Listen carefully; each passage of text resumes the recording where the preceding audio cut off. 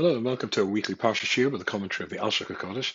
It is the Parsha of Netzovim, and as always, we have a dedication. In this case, for two people.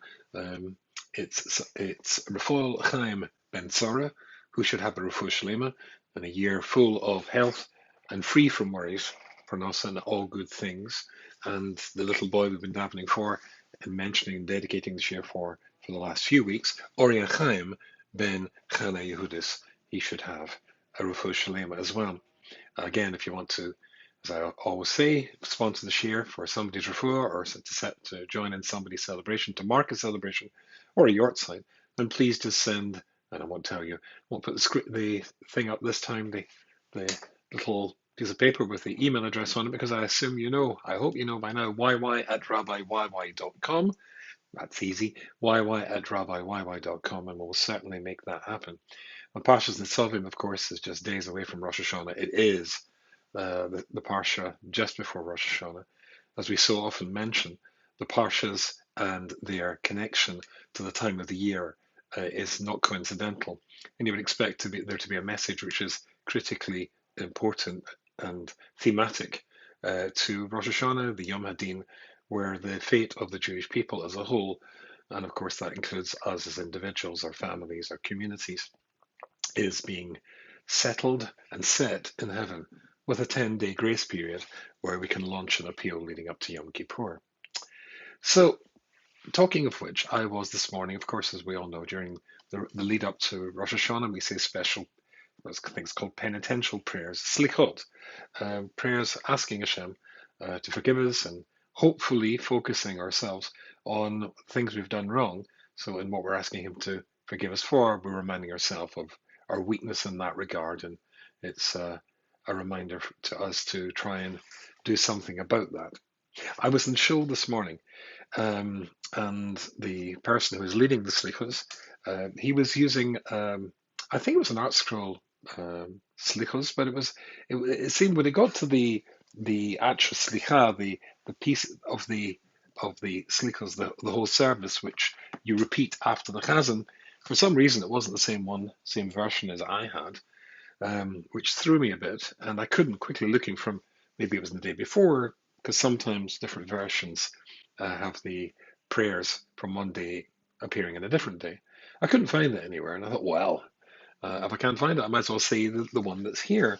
And because they were saying other words, instead of me repeating after them, which I suppose you sometimes simply get carried along in the wake of the person leading the service, I was actually able to look at the words, and I saw something. Well, let me read to you. This is, and you can find this yourself. If you look, Slicha Tes Zion, or Pismon, as they call it. Pismon is, I suppose, like a prayer, like a poem, really, a penitential poem. I'm not sure exactly how you translate that. Oh, hold on, look at the English. What do they call it? They don't call it anything. Well, that would certainly get them out of the problem. Why should we both be struggling? But however, in this one here, which starts off with the words Yashmi Enu Salachti Yoshev Besesa Elyon. Let us hear from him who sits in celestial concealment. Yashmi Ein V'Marchema. Let us hear. So, what's that talking about? Before we actually look at the bit that I discovered this morning, or I paid attention to, if I'm really being honest, possibly for the first time in my life, I want to read to you what the Art Scroll commentator says here about this pismon, this special penitential prayer or poem. And he says the following thing: Yishmeina, let us hear Mati Levi, commentator, perhaps the most popular commentary on the Piyutim, on these penitential prayers in general, and Slichos in particular, uncharacteristically writes regarding this pismon, and now here comes the quote: this piyut is difficult in its entirety, for the composer desired to tintinnabulate the ears.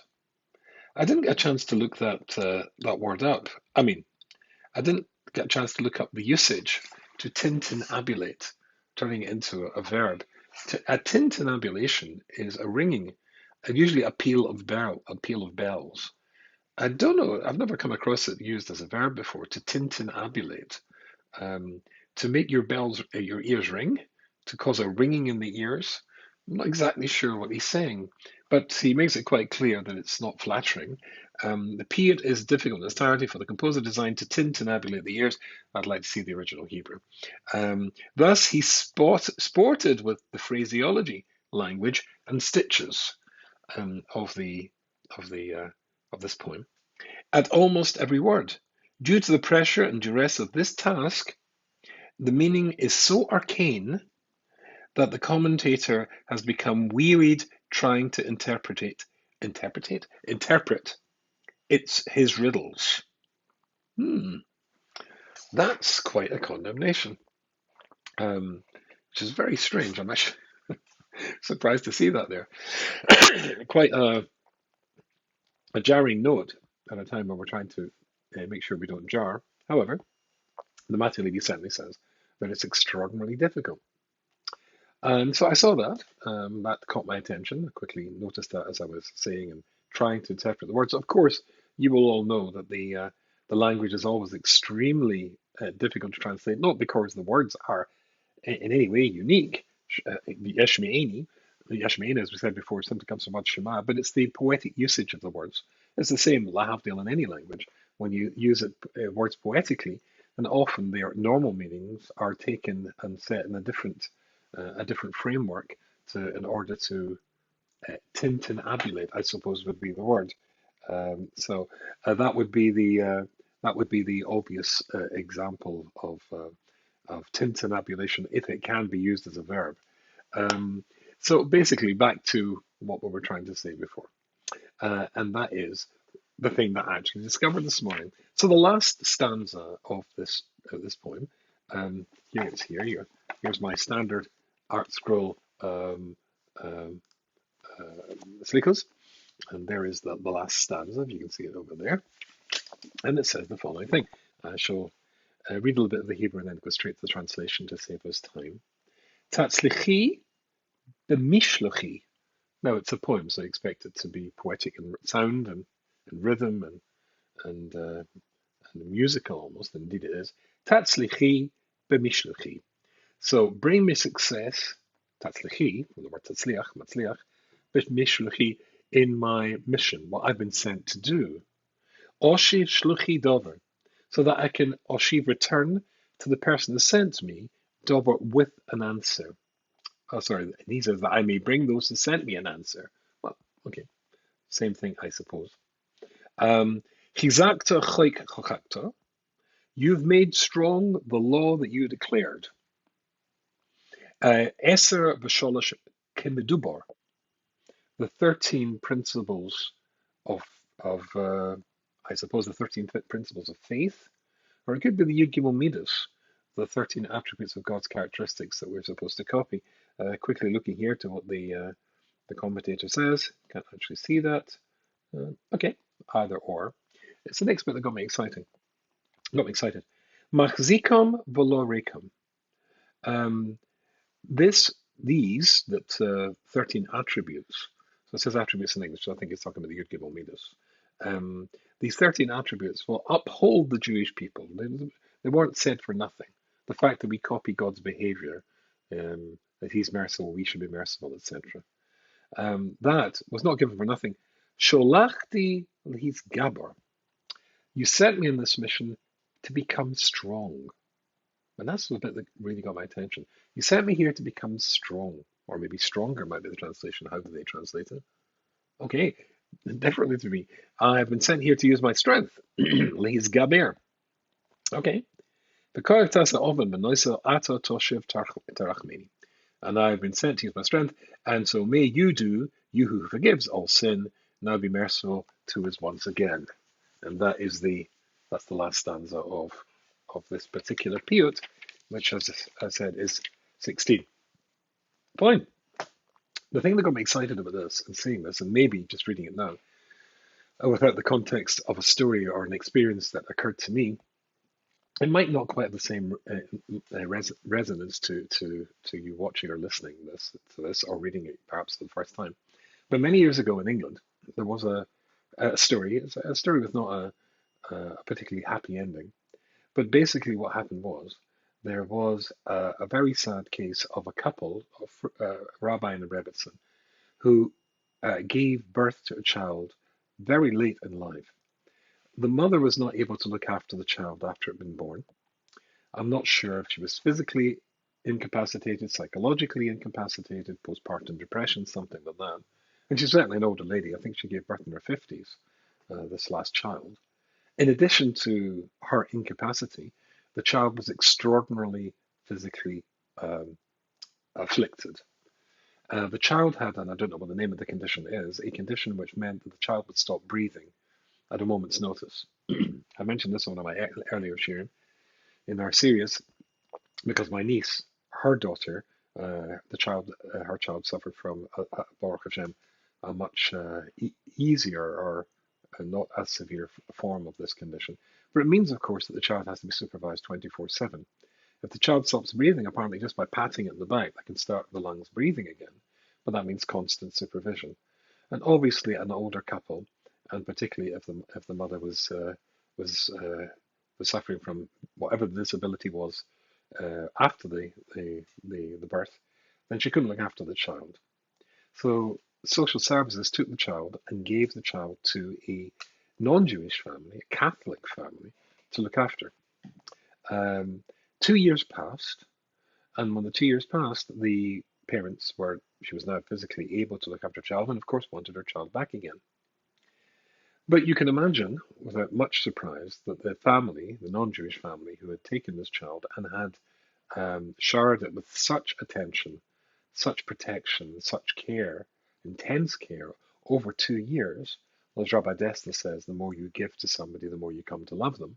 That had created an almost supernatural bond between this family and this Jewish child, and they didn't want to give the child back. I'm sure there must have been all more details to this story than I'm aware of, but you'll see why I am aware of this story very shortly. The Jewish community put up a fight to recover this Jewish child for its parents and for the community. And there was going to be a big court case. The interesting and strange thing was that at that time there was no definition of a Jew in English law.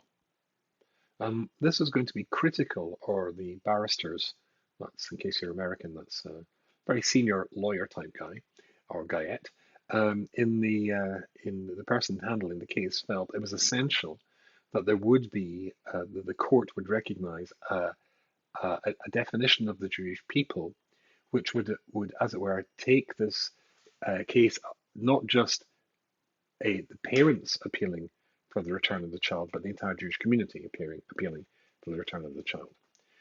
So the lawyers reached out to three rabbis who were well known in the UK at the time, and sorry, it's going to sound terrible, but I was one of them, in order to have them write a definition of the Jewish people, which, as it were, would convey that idea. There was the former chief rabbi of Great Britain and the British Commonwealth, and that was Lord Jacobowitz, Zechariah Livrocha. There was Lord Sachs, the chief rabbi who sadly just passed away terribly, certainly unexpectedly to almost everybody. Lord Jonathan Sachs, of course, was then the current chief rabbi, so his view held, his opinion would make a lot of difference. And me, I am not a lord, by the way.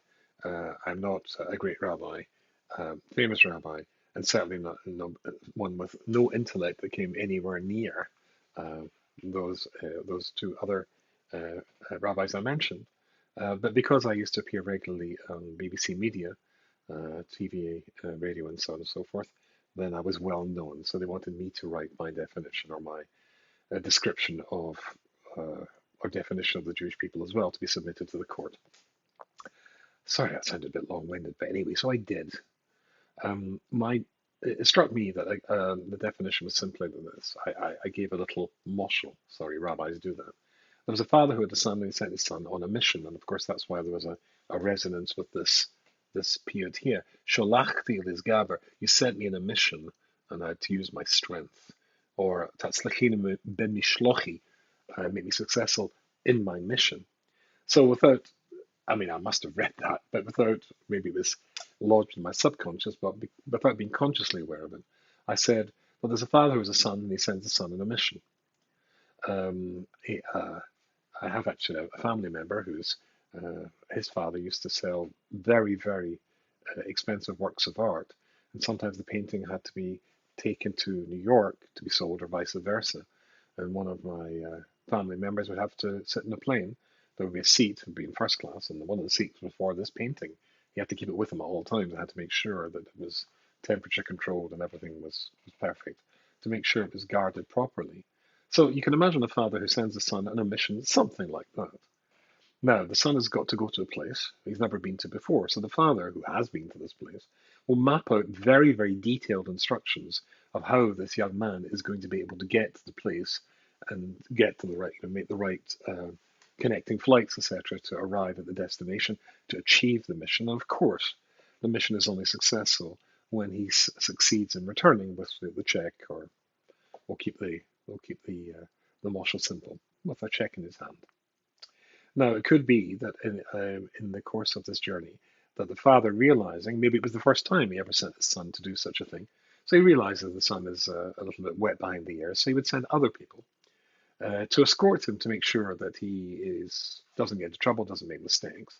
Other people who will be able to advise him, older and wiser, maybe who know the route. And it might well be the case that on the route, whether they're traveling by road, they're traveling by rail, or whatever, there may be quite a few unexpected developments which the father could not foresee, or did not foresee, because things happen. The road is flooded, or there's a tree's come down across the railway line, or whatever. And that might be in conversation with other people that somebody tells one of the people, the son, or one of the escorting group, tells somebody what it's all about, and he gets very excited. I'll escort you on the journey. Because I know this part of the country, and I'll be able to help you to navigate properly, because there's a better way to get from A to B. That, I said, was the story of the Jewish people. Unsurprisingly, the father is Hashem, is God, who sends his son, who is a Jew, or the Jewish people, on a journey.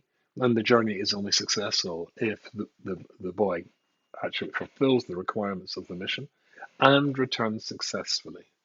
The people who might be excited upon hearing this and want to join in to help along the way are the people who join the Jewish people on their journey. That's the Gerim who come along and bring specialized knowledge from their area, their background, their expertise, to help the Jewish people navigate perhaps areas that are new to them and they might not have experienced before. But again, the mission is only successful if the person goes and returns having succeeded. But again, crucially, there are people who accompany him. It's not just one person, it's a whole group who run that mission. That's the Jewish people. And that's why I was so excited when it says Tatzlicha b'mishlachi. It got me very excited because it was almost identical to my definition. And then I really realized that my definition is legitimate after all. And probably when I dreamt it up, I wasn't dreaming it up, I was just remembering it at a subconscious level from this particular period in Rosh Hashanah, or Erev Rosh Hashanah, which takes us perfectly to the Alshich and this week's Parsha. So in the Netzovim starts off, and I'm recording this on the recording, what's it called here? It's called the photo booth of my Apple Mac computer, because I think the quality of picture is much better than Zoom, which is how I've been recording it up till now. The only thing is I can't share the screen, so I do apologize for that. On the other hand, unlike Zoom, there is a little clock telling me how long I've spoken, so that gives me some opportunity to keep to the schedule. But anyway, let me read to you Parshas Netzovim, and then we'll have to travel into the Alshich, and indeed two other interesting places in order to understand exactly what's going on. So Parshas Netzovim, Atem Netzovim hayom kolchem lifnei Hashem Elokechem. You're all standing here in front of Hashem. Roshechem, your heads, Shiftechem, your tribes, Ziknechem, your elders, Shotrechem, your officers, Kol Yisrael, every single Jew. Tapechem, your children, Shechem, your wife, the Gerach Asher Bekev Machanecha, and the convert, and the person who's joined the journey to continue the the theme which we started with. From the person who cuts wood, ad shoav mimecha, to the person who draws water. La'avracha b'bris Hashem alakecha, to allow you to pass into the covenant between you and Hashem, and his oath that he makes between you. Hashem alakecha kores imcha hayam, which God is making with you today. Laman hakim oscha hayam lo la'am b'hu yeh l'chol elokim. So you'll be for him people, and he'll be to you as a God. Kasher dibar Hashem dibar l'chol, as Hashem said to you, and as God promised to Avram, Yitzchak, and Yaakov. It's not just you alone that I'm making this covenant, but rather famously, the Pasuk then continues to say, and this oath, the ones who are standing with us today, in front of Hashem, our God, and the ones who are not with us today, which is going to be very critical. So I'll move this over here. If you've got your Chumash at home, if you're following this, then you're going to need it to hand, or you're going to need to have it to hand, I should say. And let's move over and let's look at the Alshich. The Alshich spots, and I'm sure you may have spotted some of the questions from the Alshich yourself, but because it is Erev Rosh Hashanah, we're all very busy, and perhaps rather than pausing to let you spot them yourself, I'll just read through them. The Alshich has many questions here, but I'll just do maybe maybe 1 to 4, or maybe 1 to 5. Roy Lawson Leib says the Alshich is appropriate, and looking at these psukim, you should ask the following questions. Lama lo hiskel la parsha ba'aram oi diber loimer b'yom Moshe el b'nei Yisrael. Why is it that Moshe doesn't start with a normal start, where he starts off b'yom Hashem Moshe? Or, well, I'll let him say the words, why am I struggling? Loimer b'yom Moshe el b'nei Yisrael. Atem Netzovim. Why do you say Atem Netzovim? And he says you're standing today in front of God. Are we always standing today in front of God?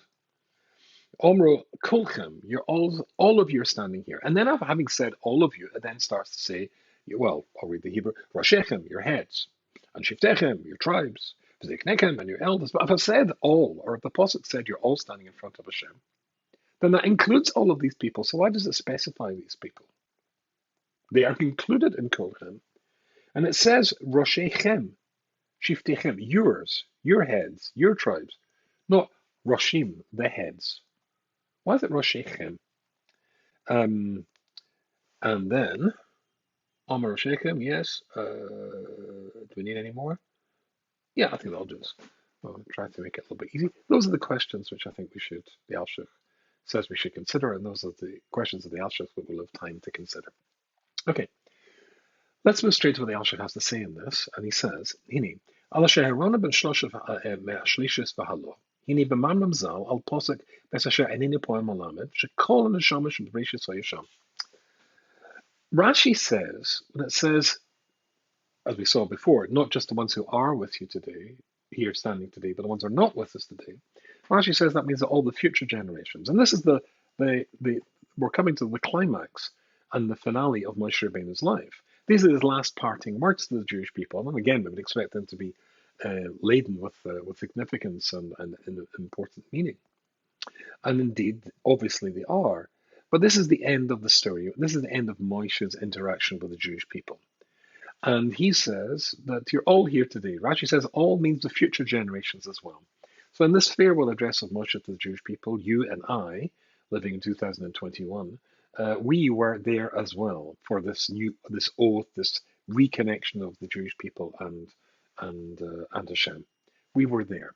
That's what Rashi says, but the Alshich disagrees and points to the source of Rashi, the Medrash, which doesn't say that just the future generations were there, but all the generations from Parshas. That means the previous generations as well. So therefore, says the Alshich, who does it mean Roshechem?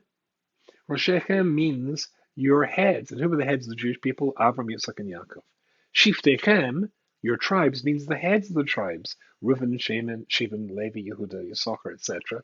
These, all of them were there in order to be part of this covenant between the Jewish people and Hashem. So let me read a little bit of the Hebrew there. In kol hanashamas hasidus lavois gam hema, v'yavol gam hatebes akosav el nachain b'li yoser, roshechem hem shosha ovos. That's why it means really all of the generations, the previous generations. But your heads, Avram, Yitzchak, and Yaakov, just as we said. Now, why? Why did they have to be there? So I'm going to skip to my favorite Hasidic sefer, and that is the Shem Shmuel. And he gives us a very interesting insight, which a few months ago we actually cited when we were in Parshas Kitzitz, if I remember correctly. And there it says, he quotes the Medrash Rabbah, and the Medrash Rabbah says, and it's astonishingly interesting, this I find this very, very amazing, that it talks about if one Jew does one mitzvah properly, then that is going to be sufficient for that Jew to get to Olam Haba. Now that's an interesting idea when we are standing in front of Hashem in just a few days' time on Rosh Hashanah, the Yom HaDin. Then if you've just got one mitzvah right, if you've got 613, so you might have thought that that's couldn't be such a difficult task if you get one right. That's going to be sufficient in and of itself to get you into heaven, and I suppose for you to pass the day of judgment, the Yom HaDin. And the problem is, well, I'll read a little bit from the same Shemishol. Venir Lefarish, Din HaRambam, the Rambam says in his Parshas Mishnayos, the Im Odom Mekayim Mitzvah Achas B'Shleimus, if one Jew, excuse me, completes one mitzvah properly, that becomes his mitzvah. He does properly. Harry, who ben Olam Haba? Then you're going to get to Olam Haba. You're going to get to heaven. One mitzvah. Well, the Fikach Harba Lehen Torah, mitzvahs Kadesha Al Kalponim. That's why God gave us so many mitzvahs, that at the very least you'll get one right, gives you a chance to get into heaven. It's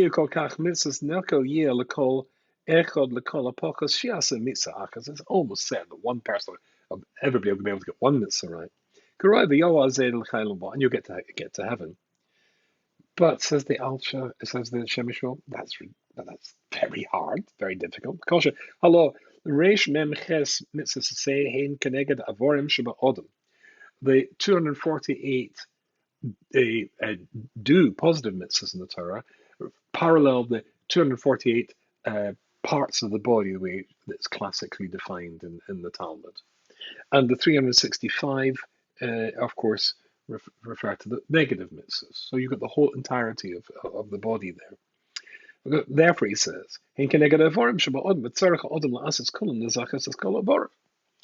a person has to do all of those in order to perfect his body, and perfect his body both physically and spiritually, the soul as well, which is also defined as having 613 parts.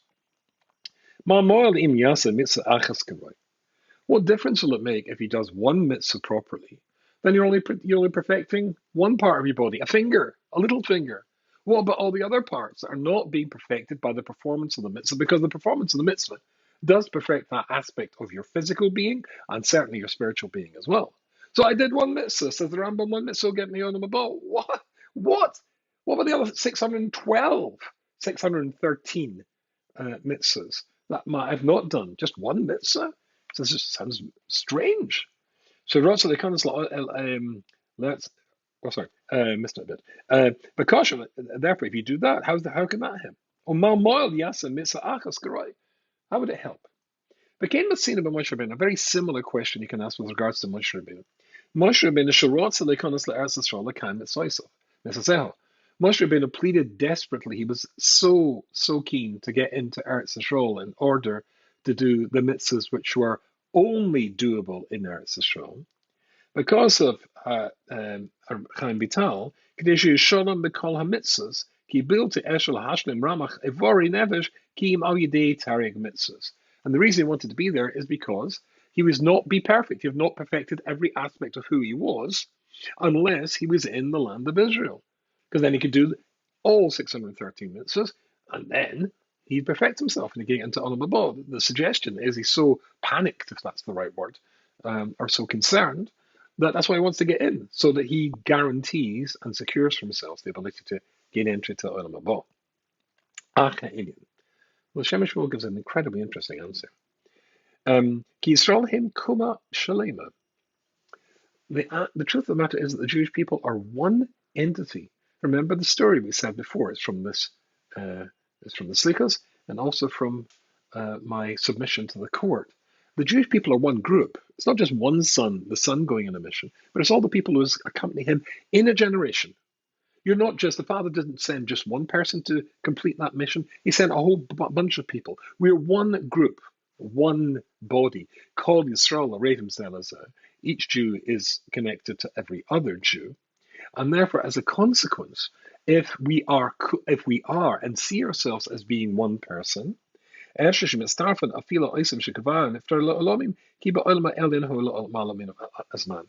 means to say that Moshe Rabbeinu wasn't allowed in. But as long as you're connected to other people, then the fact that you do one mitzvah perfectly and they're connected to you, then that's you are a part of them that's done that mitzvah properly. And they're doing their mitzvah or mitzvahs properly, and that connects to you. As long as you still remain connected with the Jewish people, then the fact that you are deficient to some degree or not as great as somebody else, but you are able to piggyback, if that's the right expression, on his or her mitzvahs and they on yours, because we are all one body. And that's the famous expression Chazal used. Of course, it talks a lot about this in the fourth parak of Sefer Tamar Devorah, that we are literally flesh and blood of each other. Me doing my mitzvah properly, that's enough. But the Rambam says one mitzvah and we complain, but what about the rest? No, because I'm connected to the Jewish people, they are doing those other mitzvahs, perfects the bits of me which I've not been able to do. And then he says an astonishing thing, and maybe that works across the generations. If Moshe Rabbeinu, or what about Avraham? Moshe Rabbeinu wanted to get into Eretz Yisrael because of the mitzvahs that you're only able to perform in Eretz Yisrael. What about Avraham, Yitzchak, and Yaakov? I know that Avraham, Yitzchak, and Yaakov lived in Eretz Yisrael, but not at a time when it belonged to the Jewish people. There was no Beis Hamikdash, there was no sacrifices at that level. It wasn't the same thing. What about those mitzvahs which only apply when the Beis Hamikdash is created? What about those?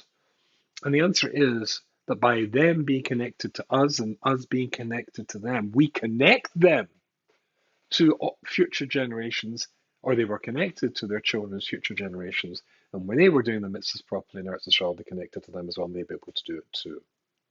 So the critical thing is that we're all one. And that is what the Alshich says is going on here. And this question we asked, if we're all here, why did it say your heads, your tribes, etc.? And the Alshich, I'll let him do the speak in his own words.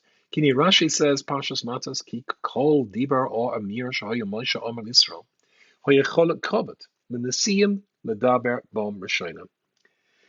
When, as Rashi points out in Parshas Matos, Hashem gave a new part of the Torah to Moshe Rabbeinu, and he wanted to teach it to the Jewish people. He taught it to the heads of their tribes first, and then it passed on down, as it were, through the ranks to the rest of the Jewish people. Bachirim el kol ish Yisrael, and after that, to the whole of the Jewish people. But that is an introduction, says the Alshich, now we can understand. You're all standing, all of you, which is not the case before. Before, and every other time when you were standing in front of me, then it was the case that I had to have the Nasim first.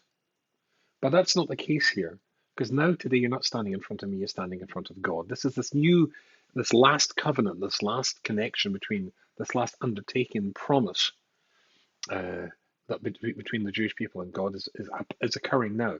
So you're not standing in front of me, you're standing in front of God. And here critically he says, Vatam ki b'boim alai, if you're not coming standing in front of me, then Ladabra Bom Rishonim Him and Rishon. I would speak to the greats first. But as the Apostle says, you're standing in front of God. To enter into a covenant with Him. And who could possibly say when you're standing in front of God, who is the great person and who is not the great person? Who is the important one and who is not?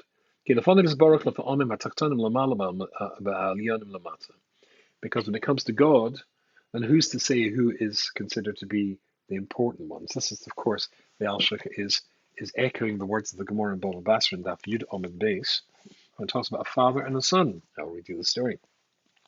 The Yosef buried Rabbi Yeshua. There was a story about somebody called Yosef, the son of Rabbi Shua. And what happened was, Cholish, Inged, he became very sick and he died. He stopped breathing. And when he stopped breathing, they did CPR and brought him back to life. And when they brought him back to life, his father said to him, what did you see? Va'onan heichi chazinin. Amaleki heichi de chashvinin halcha chashvinin hasam. Oh, sorry, I missed that line. Sorry. He says, I missed out the crucial line. So he turned right again from the beginning. Amali alba ma chazisa amali la'olam hafach reisi. I saw an upside down world, a globe turning upside down. Elionim lamata v'tachtan lamala. I saw a world where the people here were considered to be insignificant, could be mundane or very, very average. In heaven, they were considered to be, or even lowly, they were considered to be the big guys upstairs. The people are considered here to be, the super rich and the super successful and the super powerful. In heaven, they were considered to be nothing. Is there about us, the rabbis, same as we are here, the same as we are there? Interesting idea. But here's a critical thing. The idea is that the people that you and I so often, certainly I'm guilty of this very much, we so often dismiss as being merely average or anything but in the eyes of Hashem. And incidentally, in us too, if we just really scratch the surface. I mentioned in one of my recent shiurim, one of my sons said to me something he used. He's now a very significant rabbi in his own right. And he says whenever he's meeting or trying to reconcile a conflict in a marriage or a conflict between two parties in business or whatever it is, he sees it happens all the time. And it's something he said that I taught him when he was young. Never judge somebody till you see them smile. Never judge somebody till you see them smile. We've so often considered somebody to be, well, you see a face and you like it or you don't like it. Sometimes a face can look horrific and aggressive and all sorts of things, but really when the person smiles, it's a totally different person. Don't judge somebody to see them smile. And he says, he sees that in disputes when they're sitting in front of him. If one you get them to smile, then suddenly that breaks the ice and breaks the impasse, and all sorts of happy conclusions and compromises can be reached. We look at the outside. But as Hashem said to Shmuel Hanavi when he was confronted by David HaMelech's older brother, whom he was convinced he was the man who had been sent to anoint as the next Jewish king to supersede Shaul. Of course, it was going to be David. But when he saw him, he thought, this is the man. No, Hashem says, no. I look at the inside. You only look at the outside.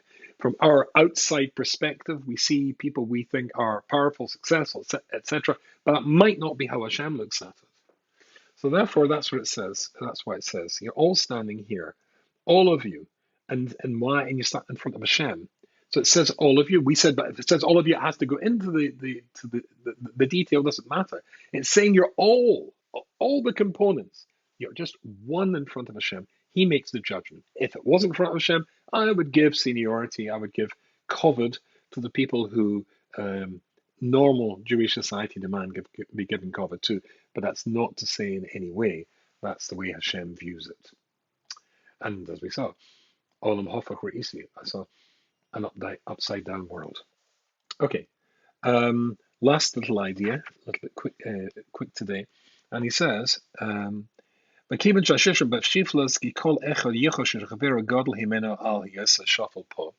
this is an idea which Hashem wants us to have going into Rosh Hashanah. That who's to say who's great and who's not? He quotes the Gemara in Eruvin in Yud Gimel Amud Beis. And it says, if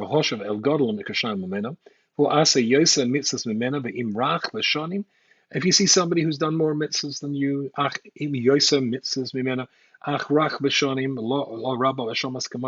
you always look for the positive in somebody. If he's a bigger Talmud Chacham, then you give him honor. If you're a bigger Talmud than somebody else, that means that you know what's going on. So if you do something wrong, you're guilty, whereas he's not guilty because he does not know what's going on. But if he's more than you, then you give him honor. Just as we said before. And the whole list of of things. Always look for the good in people, elements that you don't have, which is what Moshe, the greatest Jew who ever lived, in his farewell address to Jewish people, is basically telling them, copy my behavior. I always look to see in people things that I don't have, not looking at the outside, seeing the person. And if I'm rich, then I'm obliged to give tzedakah, and he's not obliged to give tzedakah. And him, he's off the hook, but I've got to give the tzedakah. On and on it goes, always looking for the positive in people, always trying to see the positive in people. That was Moshe Rabbeinu's important farewell message, or one of his important farewell messages to the Jewish people. It's a good way to get into Rosh Hashanah. It's a good way to stand in front of Hashem.